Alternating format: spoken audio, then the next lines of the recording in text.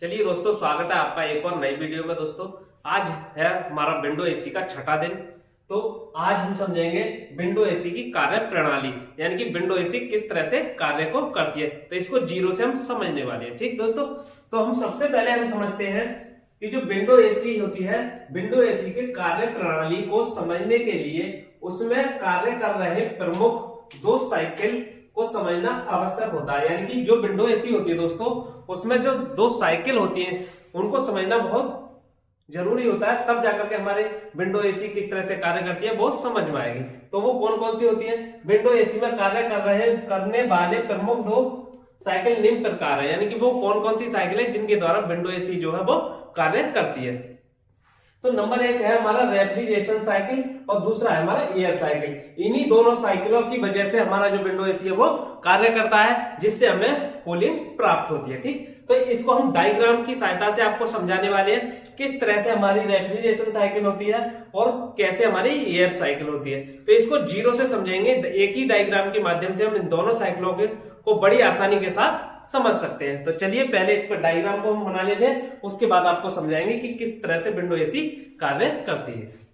ये दोस्तों आप समझते हैं विंडो एसी की कार्य प्रणाली, और डायग्राम की सहायता से हम समझेंगे कि विंडो एसी है उसमें जो कार्य करने की जो कार्य प्रणाली होती है दो, यानी कि एक रेफ्रिजरेशन साइकिल और एक एयर साइकिल। तो उसको जीरो से समझते हैं इस डायग्राम की सहायता से।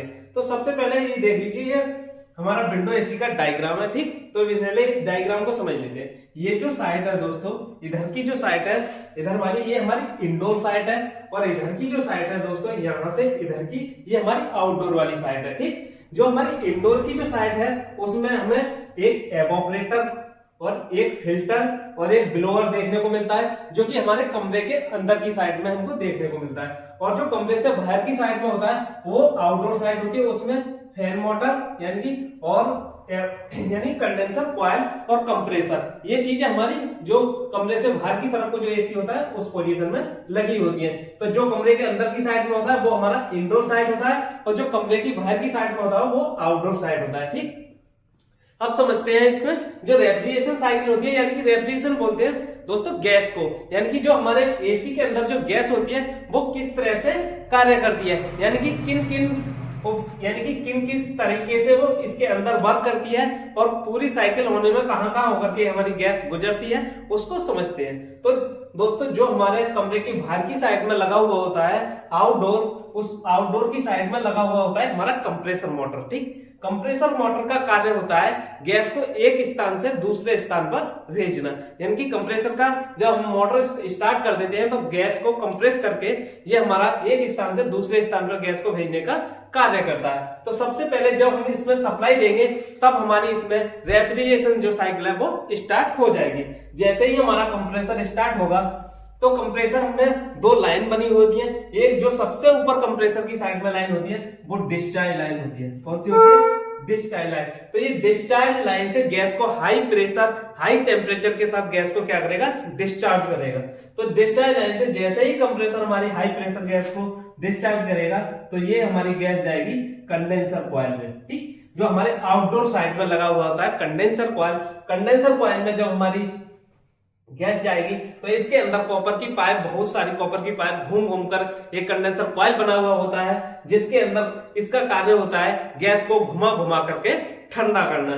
जो कंप्रेसर के द्वारा हाई प्रेशर हाई टेम्परेचर की जो गैस गई थी दोस्तों, उसको घुमा घुमा करके क्या करता है? ये ठंडा करने का कार्य करता है। ठीक, जब हमारी गैस कंडेंसर कॉइल से ठंडी होकर के जाती है हमारे फिल्टर के पास, ठीक, हमारा इसके कंडेंसर कॉइल के इनलेट से हमारी इन हुई और आउटलेट से हमारी जैसे ही आउट होगी तब जाएगी हमारी फिल्टर के पास। यही एक फिल्टर लगा हुआ होता है। इस फिल्टर का कार्य होता है दोस्तों गैस को छान करके शुद्ध करना। इसके अंदर कोई कचरा हो या कोई डस्ट वगैरह हो उसको छान करके शुद्ध कर देता है, क्योंकि इससे अगला जो फिल्टर के अगला जो भाग होता है वहां पर जुड़ी होती है हमारी कैपिलरी ट्यूब। कैपिलरी ट्यूब एक बहुत ही पतली कॉपर की ट्यूब होती है, यानी पतली पतली कॉपर की पाइप होती है जिनका जो व्यास होता है बहुत ही ज्यादा कम होता है। इसलिए यहाँ फिल्टर का उपयोग किया जाता है कि किसी न किसी कारण कोई कचरा अगर पहुंच जाए तो यहाँ हमारी जो कैपिलरी है वो चोक ना हो। तो एक तो काम हो गया फिल्टर का, छान करके शुद्ध कर देता है और कचरे को भी रोक लेता है। ठीक, तो जैसे ही हमारी कंडेंसर कॉइल से होकर के फिल्टर तक हमारी गैस पहुंचती है, फिल्टर के बाद जाती है हमारी कैपिलरी ट्यूब में। तो विंडो एसी के अंदर हमारी 2 कैपिलरी या 3 कैपिलरी हमको देखने को मिलती है। ठीक, तो विंडो एसी में एक से अधिक कैपिलरी देखने को मिलती है, 2 कैपिलरी भी हो सकती है और 3 कैपिलरी भी हो सकती है। वो हम आपको जब प्रैक्टिकल कराएंगे तो आपको दिखाएंगे किस तरह से। कल की जो नेक्स्ट वीडियो हमारी आएगी उसमें हम इसका पूरा विंडो एसी को रख करके आपको दिखाएंगे किस तरह से यह कार्य करती है। ठीक, उसके बाद हमारी जो गैस आती है वो इन कैपिलरियों के द्वारा हमारी एवोपरेटर कॉइल में आ जाती है। एवोपरेटर कॉइल में कब आती है जब गैस, जब हमारी फिल्टर से होकर के एवोपरेटर कॉइल में आती है। तो जो हमारी कैपिलरी के द्वारा एवोपरेटर कॉइल में जाती है तो सबसे पहले हमारी कैपिलरी में आएगी। तो कैपिलरी का कार्य होता है दोस्तों, जो कंप्रेसर के द्वारा हाई प्रेशर हाई टेम्परेचर की गैस गई थी तो उसका जो टेम्परेचर था वो तो लो हमारा कंडेंसर कॉइल ने कर दिया, और जो हमारा बचा हमारा हाई प्रेशर की गैस वो हमारी कहां तक आई, कैपिलरी ट्यूब तक। कैपिलरी ट्यूब का कार्य होता है दोस्तों, जो हमारी हाई प्रेशर की गैस है उसको लो प्रेशर पे में कन्वर्ट करना, यानी कि उसका प्रेशर को कंट्रोल करना। जैसे ही हमारी लो प्रेशर के साथ गैस जब हमारी एवोपरेटर कॉइल में जाएगी तो जब गैस का प्रेशर लो होता है तो उसका तापमान भी बहुत ज्यादा कम हो जाता है, यानी कि उसका टेम्परेचर भी बहुत ज्यादा कम हो जाएगा, जिसकी वजह से क्या होता है कि हमारा जो एवोपरेटर कॉइल है बहुत ही ज्यादा ठंडा हो जाता है। ठीक, जब ये हमारा एवोपरेटर का जो कॉइल है दोस्तों जब ठंडा होता है तब जो हमारे कमरे की जो गर्म हवा आती है वो इस एवोपरेटर कॉइल से टकराती है, तब जाकर के हमारी जो हवा है वो ठंडी होती है। ठीक, तो जो एयर साइकिल है उसको हम बाद में समझते हैं, पहले इसको रेफ्रिजरेशन साइकिल को समझते हैं। तो जैसे ही हमारे एवोपरेटर जब हमारा ठंडा हो जाता है तो एवोपरेटर में से भी हमारी जब जो गैस होती है वो फिर हमारी लिक्विड फॉर्म में आ जाती है। किस फॉर्म में आ जाती है, लिक्विड फॉर्म में आ जाती है। फिर लिक्विड फॉर्म में आते आते हमारी जब जो एवोपरेटर से आउटलेट से हमारी जब जो गैस जाती है वापस फिर से हमारी जो कहां जाती है, कंप्रेसर के सक्शन लाइन में, यानी कि कंप्रेसर का जो सक्शन लाइन जुड़ा हुआ है आप देख पा रहे हैं एवोपरेटर से जो पाइप आ रहा है रेड कलर का, ये जुड़ा हुआ है हमारा कंप्रेसर के सक्शन लाइन में, ये हमारी सक्शन लाइन है। ठीक, ये जुड़ी होती है हमारी एक्यूमुलेटर के, यानी एक्यूमुलेटर में कंप्रेसर के जस्ट बराबर से इस तरह का एक सिलेंडर में बना हुआ होता है, इसमें ये जुड़ी होती है। ठीक, तो मैंने पहले ही बताया था आपको कि कंप्रेसर में एक डिस्चार्ज लाइन होती है और एक सक्शन लाइन होती है, ये यहीं आकर के कंप्रेसर में जुड़ जाती है। फिर ऐसे ही हमारा कंप्रेसर डिस्चार्ज लाइन से गैस फेंकता है, यानी कि हाई टेम्परेचर और हाई प्रेशर के साथ। तो जो हमारा इसका हाई टेम्परेचर होता है उसको कंट्रोल करता है हमारा कंडेंसर कॉइल। कंडेंसर कॉइल इसको हवा के द्वारा क्या करता है, ठंडा करता है। उसके बाद हमारा जो हाई प्रेशर का जो गैस है वो जाता है फिर फिल्टर के पास, और फिल्टर के बाद लगा हुआ होता है कैपिलरी ट्यूब। कैपिलरी ट्यूब का कार्य होता है गैस के प्रेशर को कंट्रोल करना है, यानी कि गैस के प्रेशर को कम करना। उसके बाद जो कम प्रेशर का जो हमारा गैस है वो जब एवोपरेटर कॉइल में जाता है तो उसका तापमान बहुत ज्यादा कम हो जाता है, यानी कि टेम्परेचर बहुत ही ज्यादा कम हो जाता है, जिसकी वजह से हमारा एवोपरेटर है वो ठंडा होता है। ठीक, उसके बाद फिर से एवोपरेटर से गैस जाएगी हमारी सक्शन लाइन के थ्रू कंप्रेसर के अंदर, फिर से वही साइकिल चलती रहेगी और इसके अंदर जो है रेफ्रिजरेशन साइकिल पूरी होती रहती है, ऐसी कंटिन्यू। ऐसे रेफ्रिजरेशन साइकिल चलती रहेगी, हमारा एसी कूलिंग देता रहेगा। ठीक, इसके अंदर जो गैस भरी जाती है ये कभी भी खत्म नहीं होती है।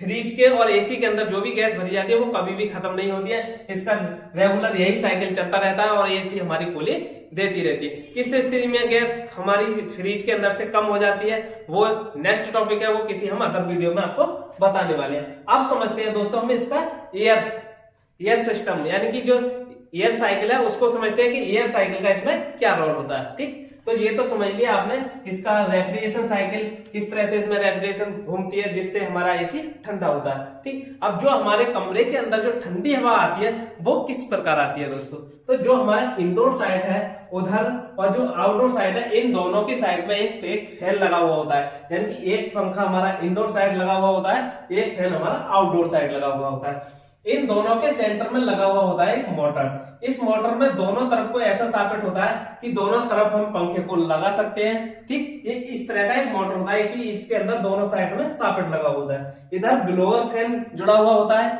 एक गोल पहिए नुमा यानी कि ब्लोअर बोलते हैं उसको, वो जुड़ा हुआ होता है। और कंडेंसर साइड यानी आउटडोर साइड एक बड़े बड़े पंखे टाइप एक पंखी लगी हुई होती है। ठीक, दोस्तों जैसे कूलर में लगी होती है उसी टाइप की हमारी आउटडोर साइड में भी पंखड़ी सी लगी हुई होती है। ठीक, तो जो आउटडोर साइड में पंखड़ी लगी हुई है इसके द्वारा कंडेंसर कॉइल को ठंडा किया जाता है। ठीक, तो इसी को क्या बोलते हैं, एयर साइकिल। ठीक, यानी कि एयर से जब हमारी हाई टेम्परेचर की गैस कंडेंसर कॉइल में आती है तो इसको ये पंखा हवा के द्वारा ठंडा कर देता है। यानी कि ये जो आप एरो के निशान देख रहे होंगे, इधर की साइड में जैसे ही हमारी हवा जाएगी तो एसी की बाहर की साइड में आपने देखा होगा कि बहुत ज्यादा गर्म हवा आती है, तो वो इसी वजह से आती है कि जो हमारी हाई टेम्परेचर की गैस कंडेंसर कॉइल में जाती है उसको ये फैन क्या करता है, ठंडा करने का कार्य करता है, जिसकी वजह से एसी की बाहर की साइड में बहुत ज्यादा गर्म हवा हमको देखने को मिलती है। ठीक, तो यही क्या होता है, एयर साइकिल होता है। ठीक, उसके बाद जो हमारे रूम के अंदर ठंडी हवा आती है वो किस प्रकार आती है। ठीक, तो जो इंडोर साइड में जो ब्लोअर फैन लगा हुआ होता है,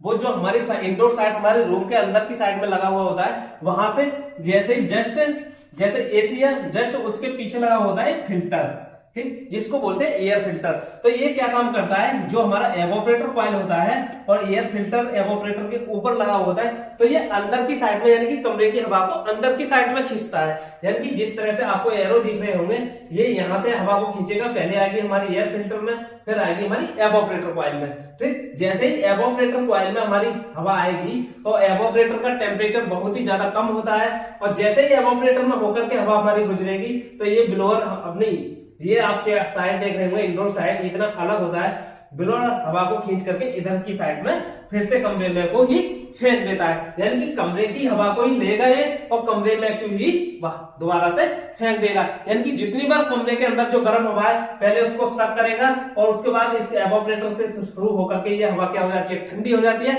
उसके बाद हमारी फिर से कमरे के अंदर चली जाती है। तो इस तरह से एयर साइकिल है वो कार्य करती है। यानी कि पहले तो हमारी कमरे की हवा किस में जाएगी, एसी के इंडोर साइड में जाएगी। इंडोर साइड में हमारा एवोपरेटर है, वहां का तापमान बहुत ज्यादा ठंडा है, जिससे टकरा करके वो हवा क्या हो जाएगी, ठंडी हो जाएगी, तब जाकर के फिर से दोबारा से वो हवा हमारा जो फैन लगा हुआ है वो कमरे की साइड में फेंक देगा। तो यही साइकिल बार बार चलती रहेगी और हमारे कमरे का जो तापमान है वो बहुत ज्यादा ठंडा हो जाएगा। तो इस तरह से एयर साइकिल कार्य करती है, और जैसे मैंने आपको बताया उसी तरह से क्या करती है, रेफ्रिजरेशन साइकिल कार्य करती है। तो इस वीडियो में आप समझ पाए होंगे कि विंडो एसी की जो कार्य प्रणाली है किस तरह से ये हमारे कूलिंग को करती है, वो आप समझ गए होंगे, और किस तरह से एयर साइकिल कार्य करती है ये भी आप बहुत ही आसानी से समझ पाए होंगे। तो मैं आशा करता हूं कि इस वीडियो को देख करके आप विंडो एसी के बारे में बहुत कुछ सीखने को मिला है आपको, और ऐसे ही नॉलेजफुल वीडियो देखने के लिए हमारे चैनल पर बने रहें, और अगर चैनल पर नए आए हो तो चैनल को सब्सक्राइब कर लें और बेल आइकन भी दबा लें, ताकि आगे आने वाली ऐसी ही नॉलेजफुल वीडियो आपको मिलती रहे। तो मिलते हैं किसी नेक्स्ट वीडियो में, तब तक के लिए जय हिंद जय भारत।